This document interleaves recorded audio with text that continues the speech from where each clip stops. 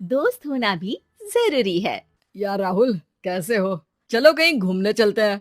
हाँ ठीक है। कहाँ चलेंगे? कहीं पहाड़ों पर? अच्छा आइडिया है। ठीक है, मैं बस की टिकट बुक करवा देता हूँ और अच्छा सा होटल भी देख लेता हूँ।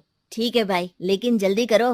लाइफ में इतना स्ट्रेस हो गया है कि कुछ दिन का रेस्ट तो बहुत जरूरी बन गया है। राज का शाम को फोन आता है राहुल के पास। राहुल, मैंने टिकट बुक करवा दिया है। आज शाम की ही बस है। जल्दी से सामान पैक कर लो। ठीक है, सामान तो मैंने पहले ही पैक कर लिया है। अब तो बस शाम का इंतजार है, जब हम बस पकड़ेंगे और निकल पड़ेंगे धर्मशाला की ओर। शाम को दोनों दोस्त बस स्टॉप पर मिलते हैं और फिर वहाँ से निकल पड़ते हैं शिमला की ओर। सुबह होते होते ये दोनों दोस्त शिमला पहुँच गए, जहाँ ये होटल पहुँचे और वहाँ से निकल पड़े पहाड़ों पर घूमने। राज, यहाँ पहाड़ों पर कितना सुकून है ना। दूर दूर तक सिर्फ और सिर्फ पहाड़ ही है, और घूमने आए लोग भी यहाँ कितनी मस्ती कर रहे हैं। हाँ भाई, ये तो है। चलो कुछ खा ले। दोनों एक रेस्टोरेंट पे पहुंच गए। वहाँ इनकी रेस्टोरेंट चलाने वाले लड़के से दोस्ती हो गई, जिसका नाम जितेंद्र था। जितेंद्र, तुम यहाँ कब से हो और रेस्टोरेंट खोलने का प्लान कैसे बनाया? अरे भाइयों, मैं तो यहीं का हूँ। बस बाहर कुछ साल के लिए गया था नौकरी करने, पर फिर लौट आया और अपने यहाँ ही रेस्टोरेंट खोल लिया। पिछले 6 साल से यहीं पर हूँ। अरे लेकिन जितेंद्र, एक बात तो बताओ, रेस्टोरेंट ही क्यों? कुछ और काम क्यों नहीं? और भैया, अपना तो ये मानना है कि आदमी दुनिया में कहीं भी हो लेकिन उसे भूख तो लगेगी ही, और इसके लिए उसे खाना तो चाहिए ही। यानी ये धंधा कभी मंदा नहीं पड़ता, इसलिए ये काम शुरू किया था। लेकिन इस काम में क्या मुनाफा भी होता है या फिर बस ऐसे ही काम चल रहा है शौकियाना तौर पर? और अरे क्यों नहीं भैया, काम तो हो ही रहा है और मुनाफा नहीं होता तो ये 10 लोगों का स्टाफ कैसे रख लेता। वैसे आप भी क्यों नहीं इस बिजनेस में हाथ आजमाते हो? हाँ, आइडिया तो अच्छा है, लेकिन हम लोग तो सिर्फ यहाँ घूमने आए हैं और हमारे पास इतने पैसे भी नहीं है। और अब पैसों की चिंता क्यों करते हो? सिर्फ 5 लाख रुपए लगा कर भी आप काम शुरू कर सकते हो। अच्छा, वो कैसे? अरे आप रेस्टोरेंट में मेरे पार्टनर बन जाइए। जो मुनाफा होगा वो आधा आधा बांट लेंगे। राज को ये सुनकर अच्छा तो लगा, लेकिन राहुल को इस ऑफर में कुछ दिक्कत लगी। उसने कोने में ले जाकर राज को समझाना शुरू किया। अरे राज, पागल मत बन। हम सिर्फ यहाँ घूमने आए हैं, ये ऑफर के चक्कर में क्यों पड़ रहे हो? कुछ काम शुरू ही करना होगा तो दिल्ली में शुरू करेंगे, यहाँ शिमला में क्यों? अरे बेवकूफ, दिल्ली में 5 लाख रुपए में कौन सा काम शुरू करेंगे? यहाँ शिमला में इतने कम पैसों में काम शुरू कर लेंगे और 1 साल में मुनाफा लेकर वापस भी चले जाएंगे। ओहो, अरे भाई, तुम्हें जो करना है करो, लेकिन मैं इस बिजनेस में तुम्हारा साथ नहीं दे सकता।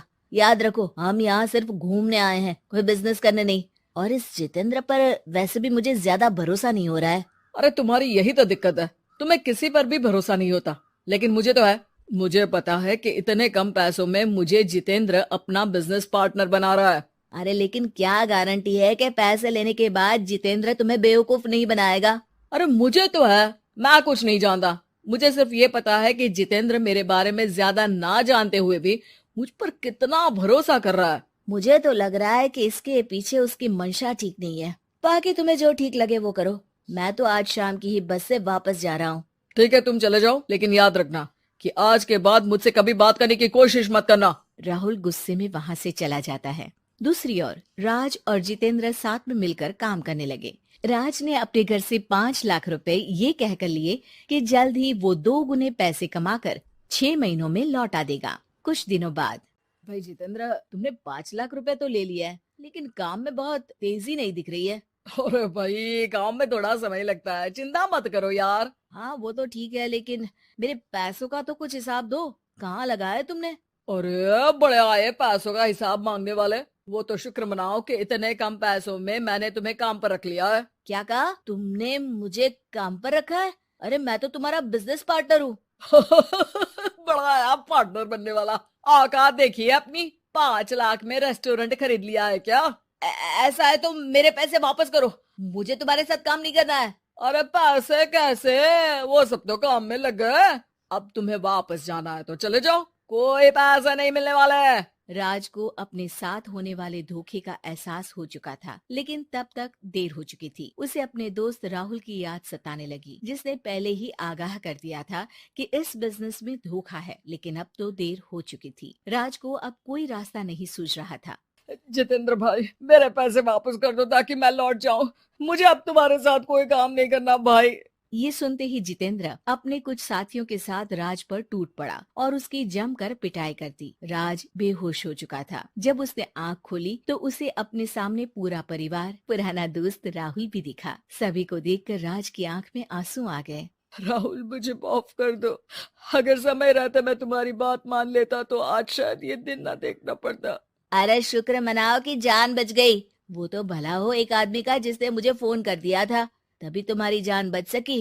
मुझे माफ कर दे दोस्त, तेरी सलाह ना मानकर मैंने बड़ी भूल की है। अरे अरे भाई, मेरे हाथ मत जोड़ो। बस ध्यान रखना कि अच्छा दोस्त आपको हमेशा अच्छी सलाह देता है, इसलिए दोस्तों की सलाह पर ध्यान देना चाहिए।